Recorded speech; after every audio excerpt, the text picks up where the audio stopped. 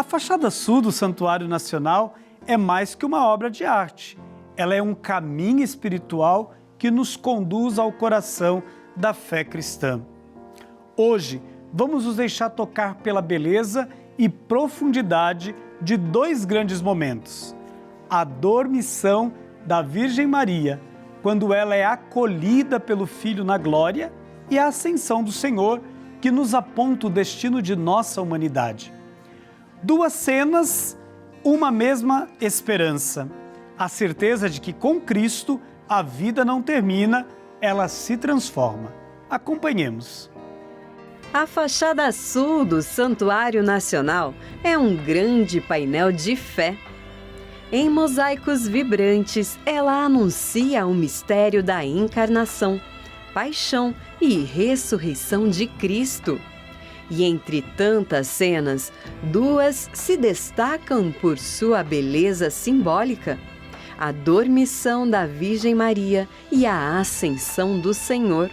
Na base da fachada, vemos Maria em sua dormição.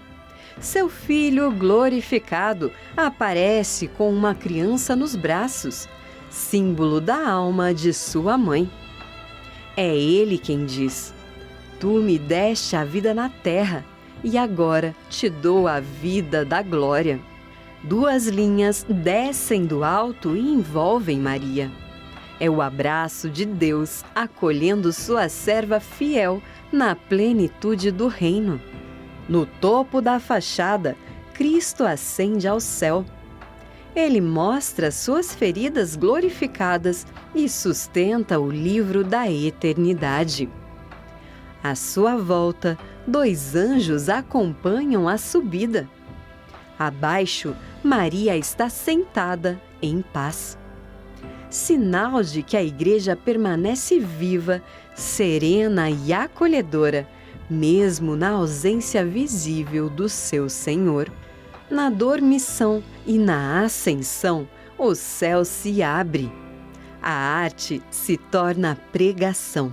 E a fachada sul nos recorda: a morte não é o fim, mas o início da vida plena com Deus. Tivemos a oportunidade de acompanhar este belíssimo VT que nos fala um pouquinho da cena da dormição até Pentecostes, esse momento que Deus sopra sobre a sua comunidade através do seu Filho, o Espírito Santo, que vem para renovar, para dar vida nova a esta comunidade que agora é chamada a testemunhar o ressuscitado. E nós sabemos que os textos bíblicos, os testemunhos bíblicos nos dizem: a mãe de Jesus estava lá quando o Espírito veio sobre esta comunidade. Estamos fazendo a nossa jornada e quem vem estar aqui conosco mais uma vez é a querida professora doutora Vilma Tomaso, a quem mais uma vez acolhemos no nosso programa. Bem-vinda. Obrigada, padre. Obrigada. Eu que agradeço. E é sempre uma alegria, Vilma, poder fazer esta jornada contigo que vai nos introduzindo nesta obra mistagógica. A gente já falou de tantas coisas bonitas nos nossos programas anteriores, do olhar, da importância do diálogo entre a Igreja do Ocidente e a Igreja do Oriente, como que Deus, vai nos tomando pelas mãos e vai nos fazendo conhecer toda esta arte e nos ensinando por meio da arte a viver a prática da unidade. E agora, hoje, a gente vai falar de dois eventos importantíssimos na história da salvação, que é a dormição da Virgem Maria, e aí alguns podem estar dizendo, mas o padre não está falando de assunção, mas sim de dormição. E eu acredito que a Vilma ela vai aqui no programa de hoje explicar um pouquinho para a gente essa nomenclatura dormição, como que ela é de uma profundidade, e como ela nos ajuda a ir além do que é a assunção, na teologia. E também a ascensão do Senhor, que também é um momento importante e celebramos no tempo pascal este evento, este mistério, como assim podemos dizer. Vilma, o que dizer da dormição e desse painel belíssimo que nós temos ali na fachada sul do santuário e que às vezes quem está embaixo não consegue ver na sua beleza? Por isso a gente até convida, venha no santuário e faça o circuito turístico, porque aí você vai poder ter uma pessoa também para acompanhá-lo e explicar um pouquinho da arte que está presente ali naqueles painéis. Bom, vamos entender uma coisa. O dogma da Assunção, ele é de 1950, né? Papa Pio XII. Então a gente pensa, a igreja inventou isso agora? Não.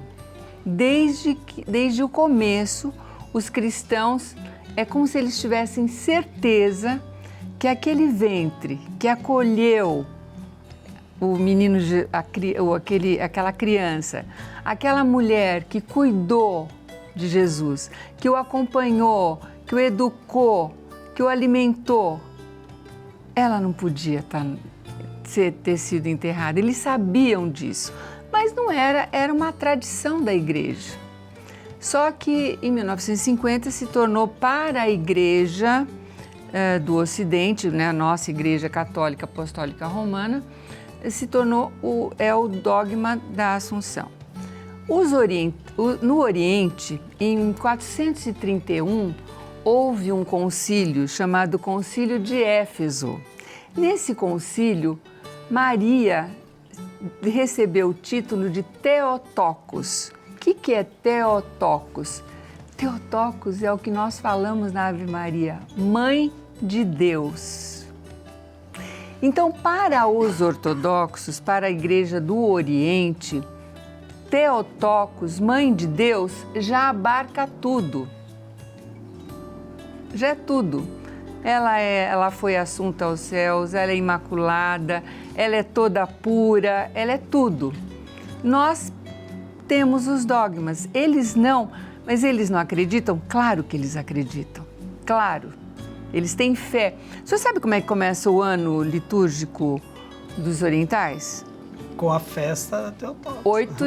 8 de setembro, com a natividade que nós temos. Que nós temos. Olha que lindo. Quando é que começa, então, para eles, o nascimento de Nossa Senhora é uma festa, é um marco, é uma festa. Como termina o ano litúrgico deles? Com a 15 de agosto, né? Pode ver que na Europa toda ainda tem essa tradição, é uma super festa, né? Então, é a Assunção de Nossa Senhora, 15 de agosto. Então, é muito importante isso. Por que a Assunção de Nossa Senhora? Ela não trouxe ele para cá, o céu para a terra, que a gente viu lá na segunda oração, né? Ela traz o céu para a terra. Então, o Filho vem, porque ele tinha ascendido aos céus. Só ele. Ascensão só de Jesus. Ele vem e a leva. Ela é retratada na alma como uma criança, porque aqueles braços que acolheram o Filho, agora aquela mulher é acolhida pelo próprio Filho para ir para o céu. E ela é coroada depois, né? Eu ia até te fazer essa pergunta. Por que Maria está ali no colo de Jesus, né? Ela que o carregou e agora é ele que carrega a mãe. Olha, é tão bonito isso. Você sabe que eu me emociono? Eu sei disso, mas só de falar eu fico emocionada, porque é uma coisa tão bela, né? Que nos faz tão bem, que nos dá tanta esperança, né? E é uma prova também de que a morte não é o fim. Como o senhor falou aí, né? A morte não é o fim para nenhum de nós que cremos, né? Mas a morte é sempre para nós esta passagem. É uma passagem. Para esta nova realidade que seremos chamados agora a experimentar, que é a dimensão da eternidade. Aguardamos o dia final, né? Essa experiência que nós fazemos como discípulos de Cristo. Vilma, Jesus ele é representado ali, mostrando também as suas chagas. Qual é a importância, né, de mostrar, fazer ver essas chagas à humanidade? Bom, vamos pensar. A carta aos Hebreus diz que o Pai manda o Filho. Ele não tinha um corpo como nós, né? Quem dá o corpo para ele? Novamente, a gente não pode ficar sem falar de Nossa Senhora, né? Ele vem e recebe um corpo, é tecido o corpo dele no ventre de Maria, né? Então, ele abre os céus para a humanidade. Essa é a passagem. Então, ele sobe com o corpo, e o corpo, Deus é Deus. Deus o ressuscitou, não podia ter tirado as feridas, mas ele sobe com as feridas, porque ele quer levar esta humanidade. Ele leva essa humanidade, ele abre os grilhões, ele abre novamente. Lembra em Gênesis 3, não está escrito que Deus manda ficar um anjo na porta e eles não podem entrar? Agora essa porta está aberta e ele está lá com o seu corpo. E nós é para lá que nós vamos, né, Padre? Isso, e nós vamos para lá porque ele fez essa experiência primeira. É muito interessante. Não é porque a gente é bonzinho, mas porque a gente... Não por mérito nosso, mas porque ele nos dá isso. Exatamente. Né? É ele que abre essas portas. Isso mesmo. E aí, Vilma, acho que não tem como a gente deixar de fazer essa ligação aqui. Por isso que quando a gente passa pela Porta Santa, a gente passa por ele, né? Passa por ele. A gente passa em cima. Eu sempre falo para os romeiros, olha, prestem atenção. Olha para cima que você vai ver que nós estamos passando pelo Cristo. Ele é o acesso ao Pai. Então é ele que nos traz nessa figura do Pai, torna palpável a figura do Pai, que até então no Antigo Testamento não se poderia dizer nem o nome. E ele vem e diz assim, olha, nós vamos nos dirigir a ele como Pai Nosso. E muda toda a configuração da história, né, e todo o rumo da história para dizer, é por mim que ele me enviou para trazer esta missão. Eu vou agir por ele, não por mim mesmo. Né? Então, isso é muito importante. Vilma, nesse sentido, como que a arte que está presente ali nas arcada sul do santuário, né, na fachada sul, nos ajuda a entender o mistério da ascensão? Porque tem o Cristo, né, a ascensão de Cristo, mas tem Pentecostes ali, junto, né, a esta cena. Como que a gente pode unir esses dois mistérios? Eu acho tão bonita essa união, sabe por quê? A gente pensa, né, ele ressuscita, fica 50 dias com os apóstolos, depois ele ascende, a ascensão, né, ele ascende, ele sobe aos céus, e daí? Mas ele dá uma promessa, ele faz uma promessa, ele manda o Espírito Santo, e é bonito que Maria está no centro, né? Maria está no centro, assim, numa posição confortável, né? Ela não está de joelhos, ela está assim, como se sentada com as pernas, né? E eles recebem o fogo do Espírito Santo.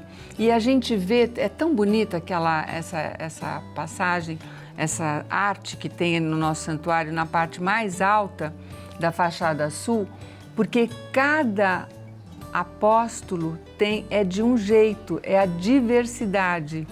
E cada um realiza uma ação concreta para a igreja, para a comunidade. Um é o dom da cura, outro é o batismo, o sacramento do casamento, a unção dos enfermos, a escritura. Então, é por isso que eu falei, voltando, né, ao que a gente já tinha falado no outro programa, a beleza está na unidade, né? Cada um com o seu dom. E é isso que o Espírito nos traz. Porque quando a gente está sem o Espírito Santo, a gente está incompleto, né?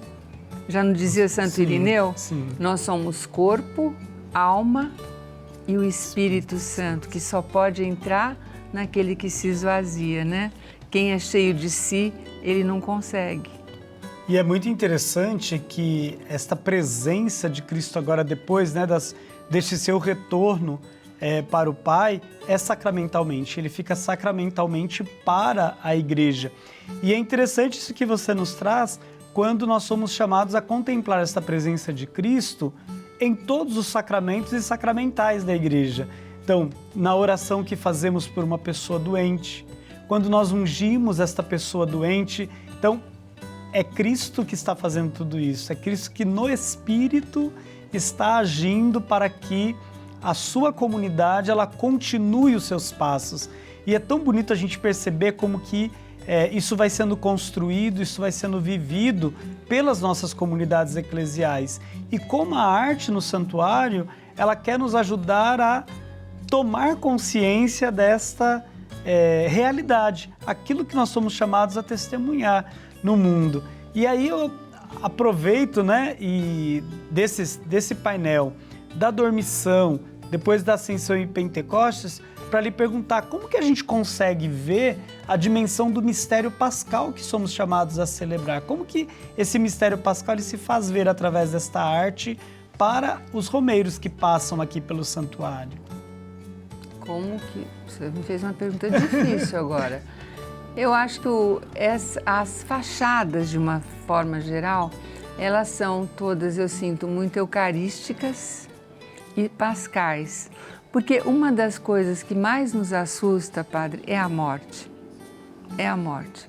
A gente se assusta e foi algo que desde o começo a filosofia grega lá atrás, né, pensava, para que eu vou fazer tanta coisa se a gente acaba? Então essa dimensão do transcendente, né, a arte mostrar o que essa arte, ela não mostra o aqui e agora. Ela quer mostrar uma dimensão que transcende a isso, né? Porque, na verdade, a transcendência não é só transcendência, porque depois que rasgou o véu, depois que Jesus foi crucificado, e que não está escrito na Bíblia, na Escritura, no Novo Testamento, que rasga o véu, tudo nos foi revelado. Então, respondendo a sua pergunta, é como se essa arte sacra revelasse esse mistério tão difícil de ser entendido, né? Quando a gente fala de Páscoa, mistério pascal é passagem. Veja, começou com a primeira fachada, a fachada norte, é a passagem, né? Uma Páscoa, a primeira Páscoa. Então são todas, o que é? É a libertação, é a salvação. Salvação o quê? Política? Não. A salvação do mal, do pecado que nós escolhemos, né? Sofremos. Então é uma coisa muito grande ao mesmo tempo e muito simples, né? De ser acolhido, se a gente acolhe com o coração. Muito interessante. Vilma, passa muito rápido, que pena, mas você ainda vai voltar ao nosso programa para a gente concluir essa jornada que estamos fazendo.